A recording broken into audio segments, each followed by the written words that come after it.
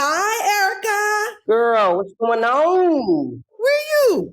I'm in Puerto Rico. I want to tell you that you are looking absolutely gorgeous. Your skin is skinning. You look Thank wonderful. Well, what's Thank your you. secret? You know, it's rest and minding my business is my secret. And you look good too, Kim. You do. So why are you calling me? Okay, so I've been thinking. So let me just say no right now. No. Don't say no. Don't say no. Just listen. Just No. listen up, okay? Oh, no. You know how the fans are always asking us all the living single questions, right? Like, is there ever going to be a reboot? Is Max and Kyle's baby on Instagram or has it been abducted by aliens? Yes. So I was thinking, instead of answering the same questions over and over and over again, Yeah. why don't we tell our story? How Living Single got started, all the backstage stories. Well, I don't know, girl. No, Erica, come on. The fans would love it. The fans would love it. And we would get to talk about the process and our approach to comedy. Yeah, that's how there was a strategy that great writers, crew, craftsmanship went into that. Yes. We could record it in one quick, simple episode. We could just do that anywhere. You know, if we're going to do it, then we need a set. We need some lighting. Whatever we do, we're not doing any corny introductions or, what the show is and all that. Because if we're going to do this, let's do it for us. Let's do it for the people. I'm starting to feel it. I knew you'd come around. Do your hair, get dressed, and let's do this. I got just the place to do it. Yes, let's do it. Okay, so how much are we telling, girl? I don't know, because loose lips sink ships. All right, well, we got to give the people something. Where do we begin? Well, at the beginning, of course. Right, but we both know the beginning is never the beginning. So there's the story before the story. Mm-hmm. So we just tell that story, and then we'll get into the story. Okay, I'm with it. So how do you think we're going to do it? Because I don't want to stand here the whole time. Oh, okay. It's a candid conversation with family and friends. You know what we need? Where have I heard that before? Oh. What? Red table. It's a little red. It's reddish. You got to be kidding me. Candid conversation between friends and family. That was their tagline. And that's what we're going to do. We're friends and family, so this is perfect. See? But since you started the Living Single journey, you got to begin. I mean, so you started way before us. And so the spotlight's on you. I did not know that you literally meant the spotlight. That's a little bright. You can't take the pressure? Yeah, can't take the pressure. Dial that down just a little bit. Okay. It's 1993. It is a couple of years after I have been released, let go, fired from In Living Color, fired from my first job in Living Color. Wow. And so I've been, just out there in the world, still doing stand-up. I had a couple of holding deals. That's when they give talent money to not do anything while they develop something for you, and then nothing gets developed. So you were in purgatory. I was in the purgatory of waiting to work again. Okay. Yeah. That's the life of a actor, performer, comedian. It's how it goes. Okay. Right. And I get a phone call one day. Let's reenact it. Okay. Bring. Ooh. Oh. It's my manager, Sinclair. My manager's name was Sinclair. Go figure. Hey, Sinclair. Hey. Yeah, just sitting around. I'm not doing nothing. A meeting? Where? Warner Brothers. I'm in. And so we go to Warner Brothers to a meeting. I meet with Les Moonves. At the time, it was still called Lorimar Productions. That's right. I remember that. And Les Moonves was the president of Lorimar. And so I go up to Warner Brothers, and this is, I've been taking meetings all along. So okay, another meeting. And in this meeting, the executives and Les say that they want to do a show about women, about Black women, about their friendships and relationships and career and sex and, all the things. And they mentioned a very pivotal scene inside of Jungle Fever, affectionately termed the War Council scene. So it's a bunch of women sitting around talking about men and what they're doing, what they're not doing right. And these are the people at Warner Brothers who have mentioned this scene. And you were in the room with Sinclair, just you and Sinclair. Sinclair and I, just in this room, and all the executives. And I love this. So it's proof that our culture, matters and our culture influences. And they knew that film and that scene in particular, these women talking was magical. Mm-hmm. And so I said, I'd love to do something like that, but if the show is about bashing men, I'm not interested. Now, okay. I realize now that scene wasn't so much about just bashing men. It was like understanding what men are doing. But you were already setting boundaries and telling them what would go down. And that speaks to your integrity and also speaks to how consequential you were already in the world, because they called you because you had stood out on Living Color. So let's just give props to that fat ass. Thank you. Even though I've been fired, that's a story for another day. Guess what? Right, but that's nice to know. Better days coming. But I was talent that was sort of being, courted in other places and nothing had landed. So that's nice to know. And it's a nice position to be in, to go, like, we may want to create something for you. And I was like, that's great. But if it's about bashing men, I'm not, no, thank you. They were like, okay, got it. Mm-hmm. And then they said, by the way, what do you think of Queen Latifah? I was like, I love Queen Latifah. Oh my goodness, she's amazing. And come on. She and I had just met backstage at an award show. And it's interesting, she was in her mirror this way and I was in my mirror this way in the makeup room. And we both turned around. I was like, oh my goodness, I love you. And she said, oh my goodness, we watched Living Color on our tour bus. And I was like, oh my goodness, I've been such a fan. And I'm from Brooklyn, you from Newark. Hey girl. It was just a love fest. Up. Already, the universe is starting to create. Yeah, the magic. That's the magic. Okay. Nice hug. And so I flashed to that moment like, oh my goodness, I love her. And like, okay, would you like to work with her? And I was like, who wouldn't want to work with the Queen? This is amazing. I don't even know what this is yet, but I'm a yes. I didn't know that they were having meetings with her at the same time. So they must have said, what do you think of Kim Coles? And she signed off on me. Okay, got it. So we both approved of each other. Yes. I love it. And I requested that we have somebody Black. Like, can we get someone Black to create this show? That would be awesome. Well, now, this is a very unique thing because you're talking about the showrunner. Yeah. Who's going to just not ideate and develop, but you're also saying we need a certain point of view. We need a certain point of view. Already still flexing, saying I ain't gonna bash, and we need somebody who can tell our story. But what's interesting is I wasn't aware that I was flexing at the moment. I just was like, I'm in a space where I'm just going to ask for what I want. I wasn't even aware of the power of that. I didn't walk in like a boss, like I want this and I want that. I was like, it would be really nice if we could get somebody Black. And Kim, be really that just nice says you were already a boss. You didn't walk in like a boss. It's in your DNA. I understand that now, but I wasn't thinking that. But you know who you are when no one's looking. Absolutely. No one was looking. You didn't even know you were flexing, but you wasn't flexing. That's just your Tuesday. That's Tuesday. That's a Tuesday. Do it. Come on, Queen. But it's like if you can ask the question, and this is important to know because I think that we have this expectation or this desire to be a particular way, not knowing that just being ourselves is enough sometimes. And I didn't know that I couldn't ask for it. So I was just like, why not? Latifah and I were at the same agency. We were both at William Morris. And so it was understood that this was going to be what they call a package. So because you have at least two pieces of the pie that are at the same agency, why not try to keep that going if you can? And that's what a package deal is that's when an agency has maybe a star, and in this case, two. And so they start to design the project around existing talent that they represent. Right. That way they get to come in with their power, right? So we were given a list of writers who were in the William Morris family. And on that list was Yvette Denise Lee. Each of us met with her separately. Latifah and I talked and said, I like her too. And Yvette was chosen as the one that could have this opportunity to create the show. And she had been at Hanging with Mr. Cooper and she had been Different World. Right. Yeah, she's been doing it. Right.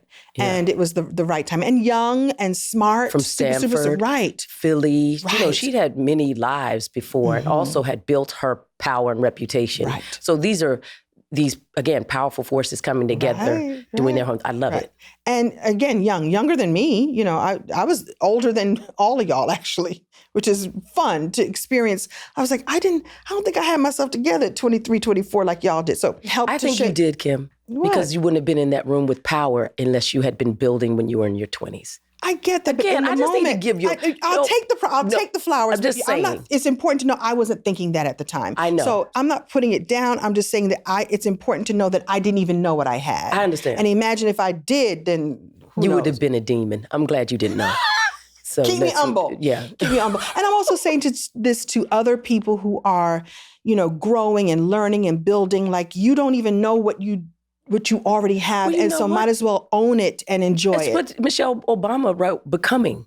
Right. You are in a state of becoming. Of course. Yes, so I love it. So, but I wanted to really make this delineation that I really didn't even know what I didn't know that I already had. Right. And so now you got three powerful people in this room who have built some things beforehand to be in that room, and y'all are starting to do To do. a show. Right.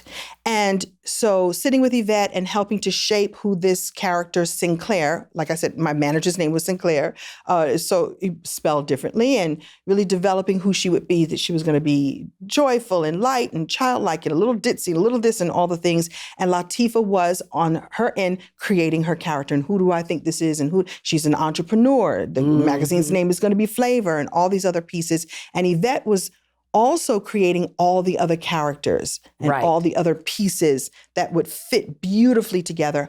And we know that her vision was powerful female relationships. Well, let's talk about a little bit about Latifah as to the Khadijah character, because she is an entrepreneur. That's linking into Latifah, who she is. She is. She was making something like Latifah's making music and movies, and a boss. Dana was a boss. The first of her kind. That day that I met her backstage at that award show, I said to her, I want to be a queen. And she was like, you are a queen. Like she got mad at me. So, oh my goodness, I want to be a queen. What? You are a queen. She's a powerhouse and has always, from as long as we've known her, has always been a powerhouse and has that beautiful balance of strong femininity, and there's a softness in her. And we got to see it every day because we worked and played with her. She's the baby of the bunch. She really is. She really very, is the baby of the bunch. Sensitive. There is a sensitivity. Yes, very sensitive. Oh, Pisces. Yeah, there it is. Lord have mercy. Yeah, there it is. Yeah. There it is. So she's locking into that for Khadijah, because Khadijah's going to be that. She's going to be strong and powerful and sensitive and all the things at the same time. So you got the three of y'all. You're a William Morris package. We're now a William Morris package. And now you start thinking about the rest of the cast and the rest of the characters. I remember Yvette telling me about Regine and who she was thinking about for Regine. And she said Kim Fields. And I was like,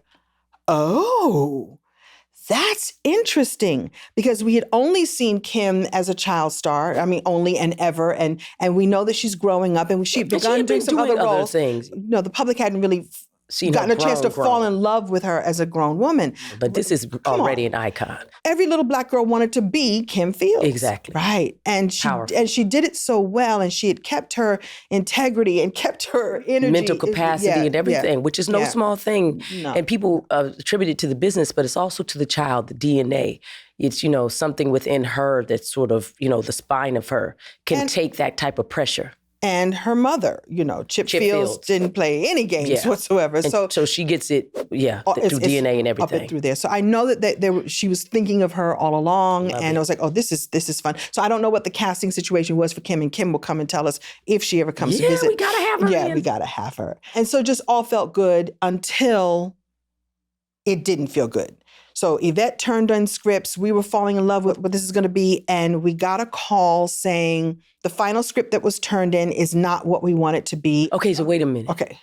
Y'all about to lose the show? We're about to lose the show because there was a script that was turned in that was not to Warner Brothers or Fox's liking. It just wasn't what they wanted. Wow. And they're like, we've run out of time. We've given her notes. She's addressed some of the notes, but it's still not where we need it to be.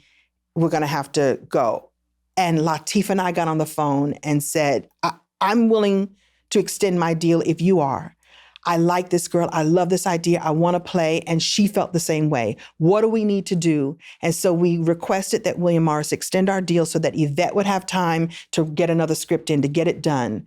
Because extending your deal is no small thing. That means that they can grab more time for you. You're exclusive to them. Right. So that means you just can't go shopping anywhere. So you are, in fact, not only investing your time, but you're also taking yourself off the market. For a little while longer. Because you could go back into the pool, like, well, off to the next show. And I want to say we extended our deal just another 2 weeks or another month. It wasn't a long time, but it was enough so that Yvette could get another chance to write. So there was another writer, a showrunner, and that's an important distinction. Yeah. So let's say, what is the distinction? So you have writers and executive producers, and then you have showrunners. And just as the name sounds, it's someone who is experienced or is being given the opportunity to run the show. That means you are the head honcho. You are running the entire experience. You're going to hire everyone. You're going to oversee the writers. You may write yourself. This is the person who's really... The buck stops with them. Right. And Yvette had not yet had experience as a showrunner. She had experience as a writer, and she was well loved and well executive received. producer also, too. But not yet as a showrunner.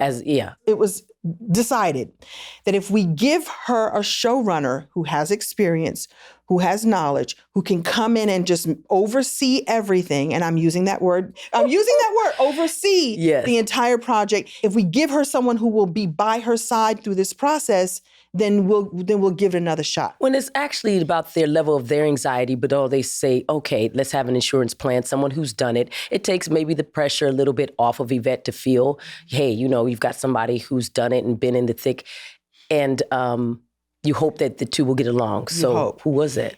There's a man named Tom Anderson, sweet, white guy. As, by the way, most showrunners and writers were. Absolutely. Yeah.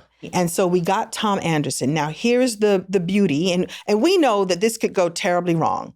Now, we've got this guy who doesn't fully understand the vision, maybe, who can't fully get into the experience of what these Black women want to say. He's a dude, he's a white guy, he's all the things. However, he understood that Yvette had the vision, and Yvette understood it. And he had faith in her and said, I'll be here if you need me. You can ask me whatever questions. And, we'll have to talk to Yvette and find out what happened between the two of them. But whatever it was, he understood his position and he understood the assignment and he let her do what she needed to do. And if you remember, he was there in the beginning, and then we kind of never saw him again. That's real. He was there making sure his hand was there, making sure, maybe reviewing the script. I bet you he still gets paid on every residual. He does, because he came in as the showrunner. Well, that was a great deal. He gets a check. Can I get in on that? Can I get some? Shoot. I just come in and make sure everything's all right. Let me come in and be the actress and be like, I've been here, yo. Yeah.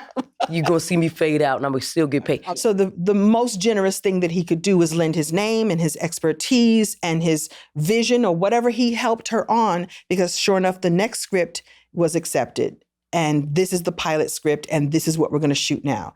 And I think Yvette would say that she's grateful to him for coming in and having that foresight to go, let me still cook. Let me be over, I'm still going, let me cook. And he understood, let me let her cook. Because I know she worked very hard on this script. She tells a story about it, being something that she labored over and didn't even sleep for days. No, of course so she put it out, and then boom. She knew what was at stake too, and we all did. And so that's the beginning of the beginning. Right. So you got another person coming in from William Morris. This package is John Hinton. Right. John was a stand-up. And John was really getting a lot of attention because he was funny and cute and had his own way with words. And then he had done the Johnny Carson show, the Tonight Show, and had just done so well on the show, so well that Johnny Carson invited him over to the sofa. It's a big deal. It's a big deal for Johnny Carson to say, you are amazing. Kingmaker says to new comedian, come over. Now everyone, like you, the spotlight's on him. And that's already telling people this is a talent to watch. I do think that John got cast, but I think it was a happy coincidence that he was also part of William Morris. But what about his character? Listen, here's the beauty about creating a show is that you get to set the worlds that they're in and set the worlds in the future. So we know that Sinclair and Khadijah are cousins. Sinclair is going to move from Minnesota and come work and live with her cousin. We know that Khadijah is a business owner and, she's struggling to make it big. She's got some success and there's more to have, there's more to come. We know that there's this best friend that she knew back in New Jersey whose name is really Regina, but now she calls herself Regine, and she's going to be, very bougie, and she's going to want to date, and she's going to want to meet a man. She wants to meet a man. And we know that we're going to give you a love interest, and he's going to be a guy named Overton. By the way, Kyle Bowser is Yvette Lee Bowser's husband. She names Kyle Barker after him. And guess what Kyle Bowser's best friend's name is? Overton. There's a real Overton. Got it. Right? And so she gave him a best friend, Overton. And so we know that this is going to be your love interest. And so we're going to set it up now. So it's all the worlds that you're creating in that moment and all the worlds that you're opening space for. And of course, then you come along and we're going to talk about that. Now I'm in the hot seat. Now you're in the hot seat. Somebody put the spotlight on her. I have an inner glow. You do? Yes, I do. All right. Well, a lot different. You're there from the conception. I'm there as work for hire. If you haven't been there to develop a show, they're not developing it around you. You're there as a hired gun. So I think of myself as a samurai, masterless samurai. You go around looking for jobs and you have this weapons and skill sets and you're just asking whether they need them or not. And if they do, then you take out your wares and you stay, as long to do the job, and then you go on your way and you go on a journey. And that's what a journeyman actor is, by the way. That's what most actors. It's not like this. I've only had a handful of opportunities that were like, this doesn't happen very often. Most of the time, I'm a samurai too. Yes. I'm sharpening my sword. Well, that's definitely what I am. So I'm coming in from New York, except I'm living there. The thing I did before coming to LA for pilot season, which is the season that you come in to audition for new pilots, new shows, is I had been in Jamaica doing a series called Going to Extremes, a 1-hour show for ABC. We were doctors, and we had a fictitious island named Jantique. And in Jantique, I played this character named Cheryl, who was this Boston bougie girl who was a doctor. And I dressed in all the great clothes, but I shaved my hair completely off, had just, a natural with very close fade. I was looking fly. Because I just come off of the Cosby Show. Mm-hmm. And I'd done the pilot while I was doing the last year of the Cosby Show. Everybody knew that the Cosby Show was ending in year 8. And I played the character of Cousin Pam. So just a couple of quick notes on Cousin Pam. I'd been acting since I was 14, discovered at New Freedom Theater, had already done many television series, a lot of things back in the day, especially when you were a particular age, a teenager. You were doing ABC after school specials. Mm-hmm. They did a lot of TV series like George Washington, The Forging of a Nation. I played Oni the slave.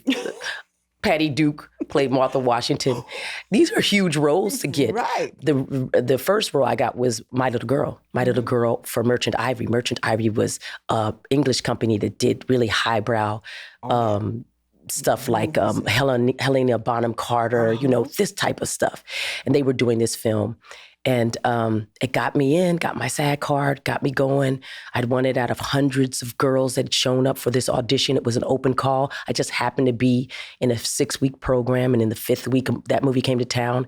And I came in. I was second in line, 5 o'clock in the morning, did tons of auditions, screen tests. They gave me the role. Boom. There I did it. It came out, got me on my way, doing all these other parts. I finished Girls High, was in Philadelphia High School for Girls. My mother had an appointment with an agent, the agent Gersh at the time, and they said, we don't represent teenagers. The only other teenager they had was Michael J. Fox. Wow. And they took me too. Okay. They said, we think Erica has something.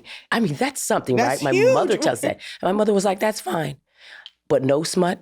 She has to stay in school. Because she told him, I'm not going to be on set with her. She had 5 other children. I'm working 2 jobs.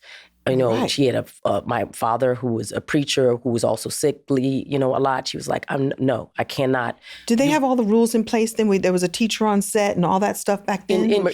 They did, but it was still kind of a little loosey-goosey. Mm-hmm. Like we had a tutor on set, that type of thing. You go in and out, and you didn't even realize how fame starts to distort people's version of you. They start to project onto you things, and you got to live through that so they can find out who you really are. And teachers, that's the first time I saw that teachers could play or hate. I loved my time at Philadelphia High School for Girls. It's responsible for partly who I am. And Freedom Theater is very responsible for the spine. They were like, y'all come from kings and queens. You ain't got the right to be tired. Suck it up. Like that suck it up thing you have.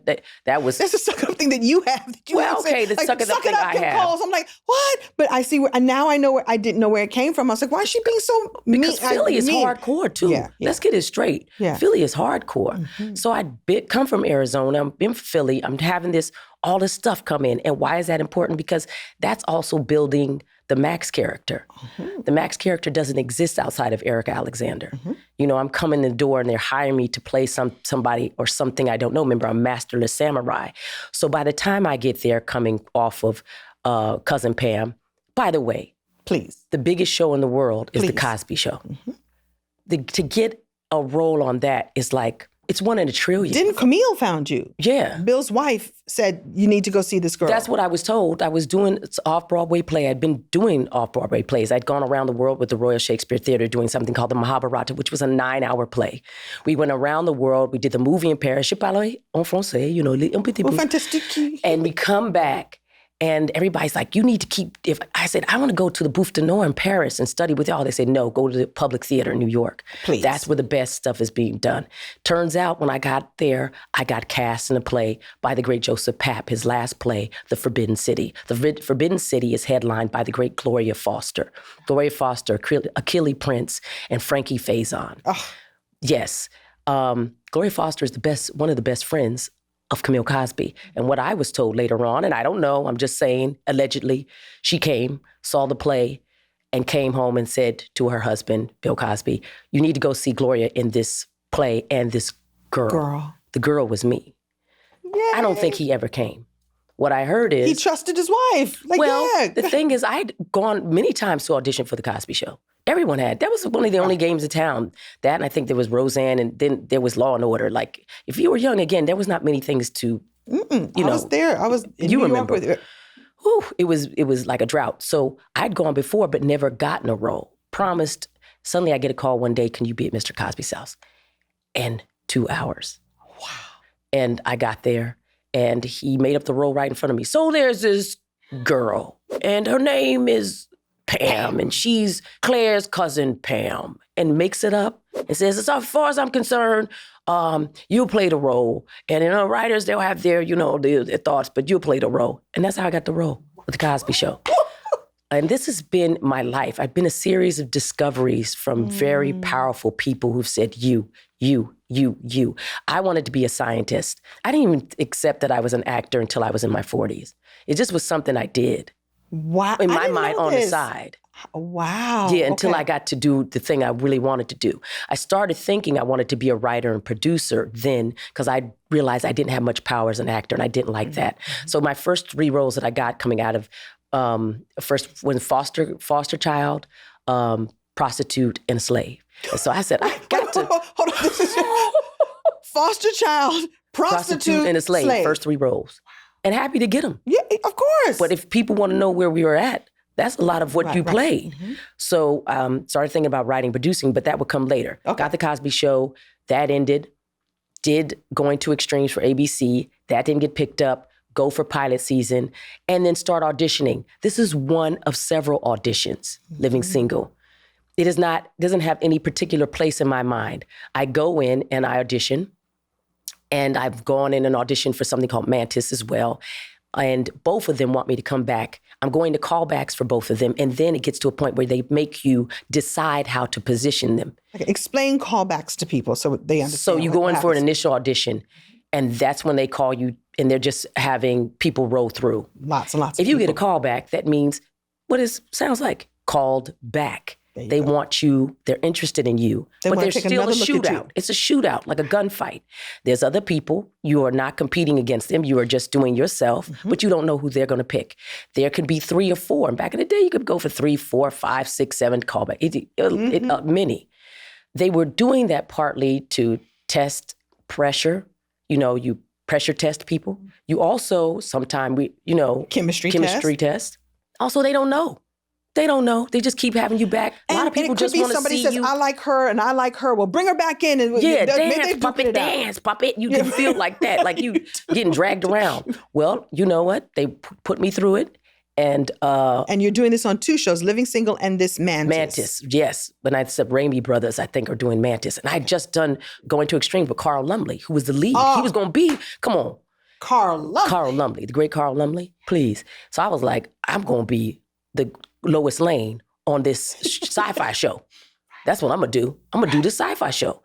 And they make you pick. So they put the positioning in. You've got to make a deal. First position and second position. I put Living Single, second position, Mantis in first. If I did not get chosen in Mantis on the final callback, I had to audition for Living Single. That's the Or deal. you had to audition, or you had to take the deal? No, I had to, meaning they made the deal before you go in the room. They want to know they can afford you. They want to know that you're going to take it. You sign that deal and you sort of set yourself up. A lot of people don't know that too, that you actually signed the deal before the final yes happens. Yes. And you sometimes It's kind of onerous if you think your about next 5 years are like your salary is negotiated. yeah. Now you go in and you renegotiate, but people don't know that you have to sign that deal before the final audition. You're the only person who doesn't know anything about what's going on, who signs their life away for 6 years, 5 to 6 years before really knowing anything or anyone. So I did. I went in and I stumbled over my feet. I did what I think is a horrible audition. At Mantis. At Mantis. That was back in the day when they had a ton of people in the room. That didn't bother me. Because I'm a stage actor. I know. In fact, when I feel energy, I'm like, good. Let's do this, right? You know what I mean? I can transpose their adrenaline, their energy, and press off some of mine to them in the space. Right. But then also coming to myself because I know they're watching. So there's a little bit of sort of like, you got to be a little bit of an exhibitionist. Like, okay, watch this. Well, they watched me trip over my feet, make a fool of myself. And I was feeling down. I came out of that and I was like horrified. I cried and cried. I was with my boyfriend, Richard Lyons, at the time. He was like, don't worry, E, get it together. You need to go back and now you put it all into the next audition, which I had to do the next day. They were both Fox shows. Wow. Yes, but the other one was for Warner Brothers as a production company. So now the Fox people would see me again, but with Warner Brothers in the room at the same time, still all filled up. But I was like, whatever happened then, you gotta let it go. Put on your little suit that I had. And it was a Shaka King suit. I got it from Brooklyn, and I did the Max thing. I already had my braids and my locks in, that new lock thing you have, Deborah Hair Bay, and we got it going. And I did it and ended up getting the role. Yeah. During that time, they kept us in a hotel because often you didn't have a place to stay in. We were bumping around people's houses and whatnot. And I stayed even with Sam Jackson, a friend, and LaTanya Jackson, who I did a play with off Broadway. You know, at some point, I think Sam Jackson was Bill Cosby's stand-in, not when I was there. Right, but you know, the Jacksons had taken me in, all that. I was at a hotel, and that's where I met TC. We were both auditioning. And TC was from Chicago. We had just met, and TC was full of energy, and we just loved each other. And that's where we met. I got the show, he got the show, and then I think it was a weekend, and there we were at the table read. So you got to know, again, our mentality is, we're going to do this show, and we may not be back. We're not bonded. We're not bonded to anybody in the room. We're bonded to each other. We don't even know all the dynamics that you're talking about with the package deal, nothing. We don't find that till years later, you know, that type of affinity. The reason I say that is because we do the pilot reading, and I think somebody has told me this, that they thought I didn't have enough energy at the pilot reading and they wanted to get rid of me. One of the huge executives. Why did they not even give us a chance? Like, I don't believe that you didn't have energy. I don't remember Girl, that. do you believe that I didn't have No, energy? Exactly. no. That's not even, so I know it's a lie. But what they wanted was a different person. So they used that opportunity to say, I think she's looking a little lackluster. I think we got to get rid of Erica Alexander. But what they did not know is that Les Moonves had hired me in a miniseries called Common Ground years ago and was trying to get me in a deal at Lorimar. And my agents didn't let him because they said, Erica doesn't have as many opportunities. We can't lock her in an exclusive deal for Lorimar to develop. But so you would have been the third wheel if you had said yes to that deal. It could have been possible. Wow. But I don't know if he would see me meant to that way be. because I'm very dramatic. Common Ground was pure drama. Okay. Yeah, it was very hardcore about Boston busing. But anyway, the point is, there I was, and he stuck up for me. And I heard that he called him out and said, if you say anything about Erica Alexander, again, I'm going to kick your ass.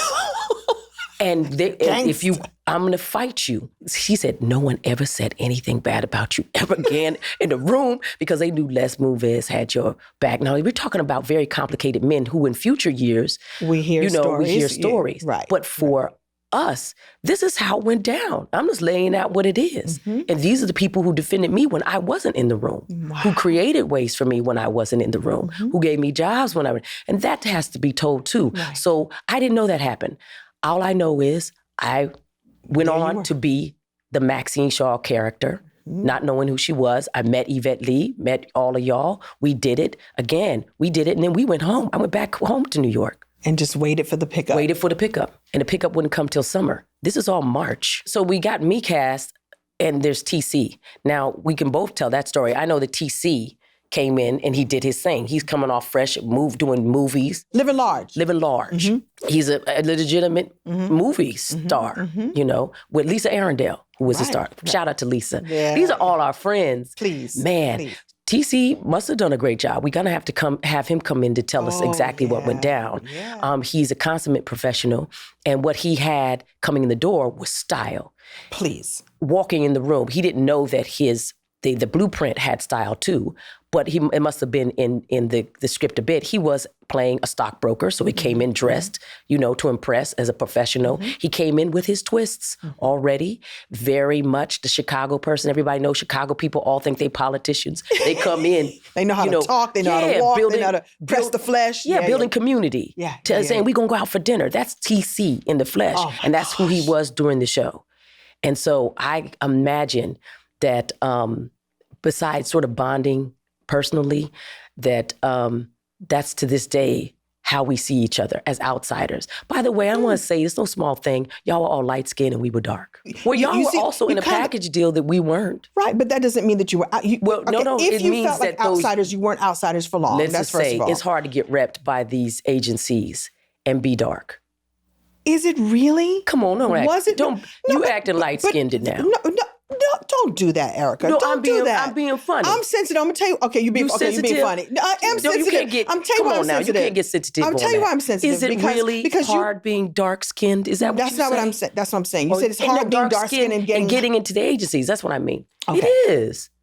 No, but listen, it was also people say that even being in the music business, that the light skinned people are pushed. There's the same thing. Now, by the way, not if you're a man. Actually, it was the opposite if you're a man.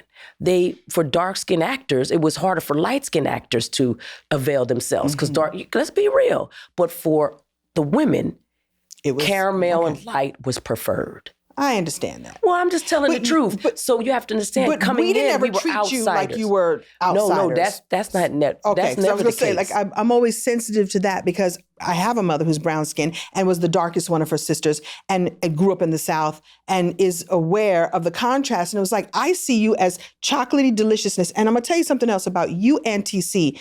It's because of you that we ever even won an Emmy. We didn't win any Emmys for our acting or our writing. Our lighting dude, I asked him, I was like, Brian, I was like, what's going on? He says, no, when Erica or TC come, they have a special light to illuminate their skin. I'm hooking them up. He won Emmys because of your skin color. So I'm like, it's beautiful. And sometimes when I hear you talk about it, I feel like, is it? No, don't take it on, okay, Kim. okay. I talk about it freely because it's my journey. I got it. And I have to speak up for me and TC in that way to say that we're also outsiders in that way. And it's not outsiders but not from because us. No, it's just how it is. If you come in and everyone sort of has whatever, you just sort of wink at each other like, and it happens. Even inside of Black communities, we have colorism. We didn't create this really horribly designed perception. We're inside of it. So we're protective of each other in that way because we also know that there may be some of that preferential treatment coming, not from y'all, but it's just what the business is. Thank you for giving me that other layer because I'm not. I absolve you. Okay, I'm not. You know, I'm not aware of that because it immediately I don't see it that way. Like I said, I grew up in a household with a mother who's brown skinned and was very, the contrast was talked about and all the things. In fact, my summers were the best because I would get extra money to go to the beach and get brown like a berry like her. And then we would compare arms like, look, you brown like me. And yet there's people walking around like me with bleach creams. Right. And that's what we're talking about. And so that's got to speak to, hopefully, why the 90s was successful. I talk about it a lot because I'm dark skinned. I'm not even the darkest skinned person in the room. But I talk about it because somebody needs to talk about it. To say that we carry the burden in the room of not just our talent, but of the race. The race is in a conversation that's colorism too.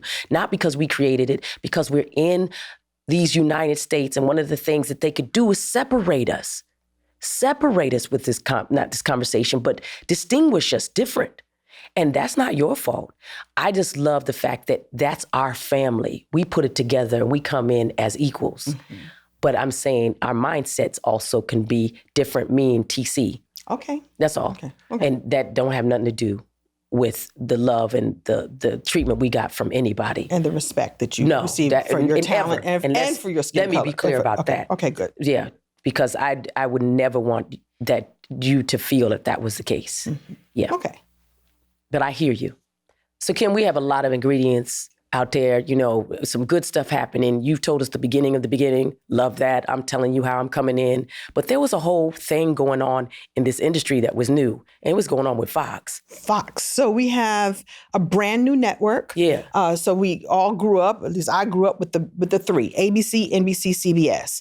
And then we have this brand new network that's new and different and, you know, deciding what their tone was going to be, what their brand was going to Yeah, be. that Fox strategy. Right. They had to have a strategy because to come in with ABC and CBS and NBC, you're talking about they had to come in and do build it from different. someplace else. Right. And so they built with communities that had not been seen. So yes, you had Cosby on NBC, but I think that Fox decided to go young, to go urban, to go Black, to go Latino. You know, they decided to go a whole other direction. And for a lot of people, urban is a Right. It's thing considered- for urban Black. means so Black. they go into with the marginalized communities Right. because that's where you can build. Also because the strategy changed at some point, and then we'll get to that in a moment. Okay. I remember auditioning for In Living Color, and I remember the energy was, this is a new network. We're going to be doing new things. It's going to be, you can be Black, you can be urban, you can be all these things. And it was expected that this new place was going to be a place for us. Right. And I don't think I was aware of it then. It was, you know, having some distance from it to really see that and understand that. And so it was scrappy, right? It was colorful, energetic, and they were tapping into hip hop. So that's actually the key part, is because they're recognizing that hip hop is not a thing that's going to go away. In fact, they're digging into a whole, not a genre, but generations that are now going to be raised on this. Right. And even so that on In Living Color, you know, we had a DJ. We invited hip hop artists to come and perform. You know, it's a variety show, but not done the old school way, done this whole new way. And I remember it being the hottest thing, like, and the numbers were raising. And in fact, we shot the pilot for Living Color, and the show didn't get picked up for like a year or so. People had made bootleg tapes. Like, you could go up to Harlem and buy. So somebody said, "I saw you on this show." Living Color on the bootleg, buying the tapes in front before it's even on in front of the Apollo Theater, because I was performing at the Apollo. So somebody said, "I saw you on a show." Like, what show? Living Color. Like, how did you get in Living Color? They were bootlegging and selling on the street. I wonder if that was part of the weighing strategy to say, we're going to make sure that this goes. Maybe so. Let's put it out there and make sure we drive That would be a audience. good question. That's excellent. They have people talking about it. Living Color was one of those things that just changed everything. And in fact, I heard recently that we wouldn't even have halftime if Living Color, they played it at halftime, and that got more ratings than the football game. During the Super Bowl. That's when they realized Super Bowl, we had a special that marketing segment, position was there. Because it was playing on Fox, I think that season, playing on, and so we created like some sketches or so the break was this halftime show with this. Everybody tuned in for that, even more so than the show. Yeah. That's culture, our culture, driving demand. You're welcome. Huge. So this Fox strategy for them was to build and create content for marginalized communities that may have been missing outside of the traditional networks. That's right. And we helped build a whole business plan. A whole business plan. Yeah. And shows were created that spoke to that audience. And that audience felt as if they had a place they could go that was just for them. It's so ironic that you know, the amount of Black and brown talent that built came out of that came time. out of there. And then the strategy changed. Yeah. And I remember when Living Single got canceled, a new network president was brought in, and he decided that he wanted to take it a different direction. And it didn't work right away. It didn't work at all, because now you're like, record scratch, we're going to go in a different direction. It's like, no, we built this. We built this city. But everybody was kind of going that way, because what happened was the segregation of TV. And frankly, on our watch, that's why we talk about, at least I talk about, the difference between a so-called Black show and a show with a Black cast. Mm-hmm. Up until that point, I didn't think anyone described a show as a Black show until Fox. I think that's I never said Jefferson was a black show. I never said What's Happening was a black show or any of that. You just said even Sanford and Son wasn't a black show. That was a show with, the great Red Fox. And LaWanda Page and them. Yeah. Then suddenly, no, that's a black show. Why is that distinguished? Why is that problematic, I say? Because if you are suddenly in a space where somebody can create a narrative around you, they can also create that landscape to have drought. To say we don't have to support that show because the black people are watching. It's a black show. I hear what you're saying about, then you segregate and you give it a title, and you're right, it then marginalizes or categorizes it as one thing. And you're right, I don't think Sanford and Son was ever called a black show. But I think that something happened when that title started being used. I think our communities began to go, we have ownership on this. This is our show. We have to this day when people go, I still watch Living Single, you belong to us. So I think there's one part that's setting aside, and there's a part that then becomes we get you're special because you belong to us. I understand that, but they said that about Cosby Show, and no one ever called that a black show. They said that about Will Smith, meaning they owned it. I do think there was a place where it turned, but we know that the Cosby Show. Here's the thing about the Cosby Show and Will Smith's show is that we know that it had a wide audience, and we know that we had a wide audience. So someone determined, call it a black show. I think that meant that black folks got to go, this is uniquely ours. Y'all can have it too. But black folks didn't pick it. That's what I'm saying. Executives picked it. It is an executive's decision, to set and say, if it's a black show, we will only give it that much money. We will only give it this much marketing, only this promotion. I have no problem with calling it a black show if I didn't think that stemmed the tide of concerted effort to promote, invest, and market.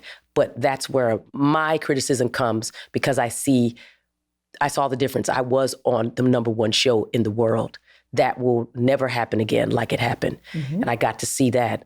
That's unique in the world.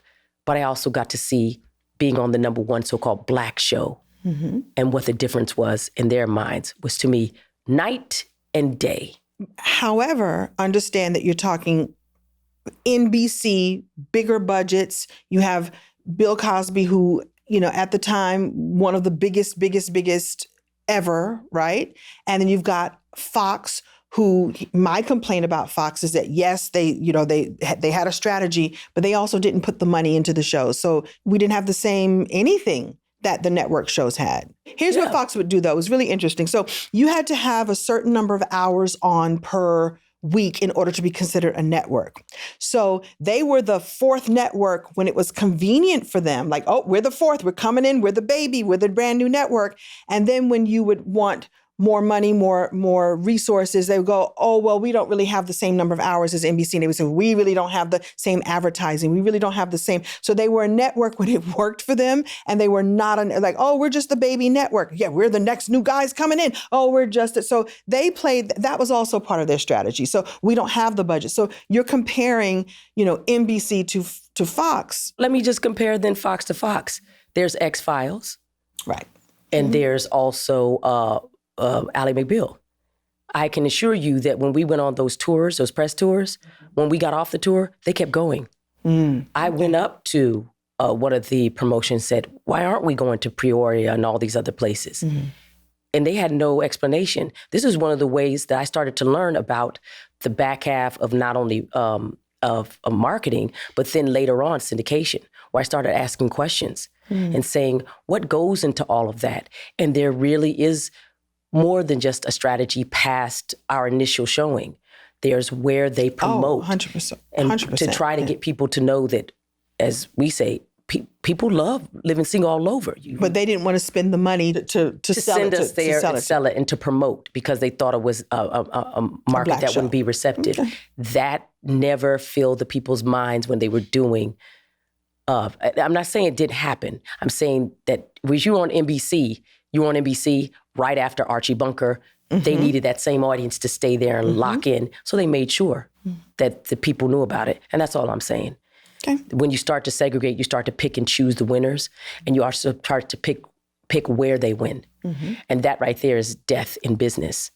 That's just a conversation about business overall. But that's also a type of thinking that still was penetrating and starting to displace our power. What I love about living single, and what I will, say over and over and over again, is that we had a wide range of audience and ages and people sitting down to watch it together. That will be listening to this too. So we got to give props because we were there because of that. Right. Didn't matter whether it was recognized or not. We were number one. It was recognized. It was number one. It was number one and also beloved in many households. Very much so. And I'm grateful for that because I think that our audience found us. They did. And here's what's interesting is that if we can, we can give them a little bit of budget and they go to number one, then they're fine. It's like, what would have happened if we had been given the big bucks? And, to hear the salaries that were happening over on the other lot or with the other shows is, it's disheartening at best with our little raggedy trailers. We had trailers out in the middle of a parking lot. And, surrounded like the OK Corral with a bunch of feral cats on this lot and, and brush that hadn't been cleared in years. And we made magic. We made magic. Amazing. And our first craft service guy, it was a bunch of eggs and I think in a vat of vinegar or something. I was like, that's craft services. And it changed. And we made it better, and we made it work, and we made magic, and I'm proud of that. Yeah, I'm proud of it too. And it lasts to this day. And I like reminiscing with you about it. I wouldn't want to do this with anybody else. I wouldn't want to do this with anybody else. Because we just had so much fun. I think we should do this more, don't you think? You think we should? So. You think we should do this again? Yeah, like a rewatch. Like watch the show. Rewatch the show. Rewatch the show. Yeah. And talk about it. Talk about it and add some of the, the color and the behind the scenes. Give people a look behind the curtain. I think I'm down. Okay. Reliving Single. Reliving Single. Like a Living Single rewatch podcast where we relive the show with the people. Yes. We can relive it. Relive it. They won't. I like that. Yes. It's a show they won't ever let us forget. No, they won't let us forget it. I like the red table because we get to share all the stuff, but you don't like the red table? Well, that's not our vibe. That's not our. What? More props to it. Right. It seems to stimulate. It does. What? Conversation. Agitate and stimulate conversation. But we need to get our own vibe here. Okay. So, we need a little something different. Oh, okay. What about...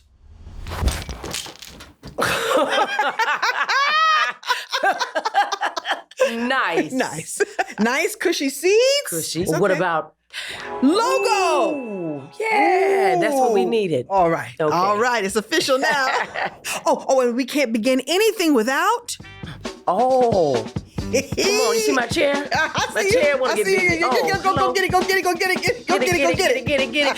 Welcome to Reliving Single, the official, unofficial Rewatch Podcast. Reliving Single is hosted by Erica Alexander and me, Kim Coles. Reliving Single is a production of Heartbeat in association with Color Farm Media. Executive produced by Kevin Hart, Jeff Clanagan, Eric Eddings, Leslie Guam, Erica Alexander, and Ben Arnon. This show is produced by Kim Coles. Amber Watson is our senior producer. Our associate producer is Kenny Jackson. Our video editor is Shannon Joy Rogers. Our sound engineers are Eric Hicks and Cedric Wilson. Production supervision by Razak Boykin. Additional production support from Alex Atkins and Z Taylor. And a special thanks to Dr. E.J. Johnson.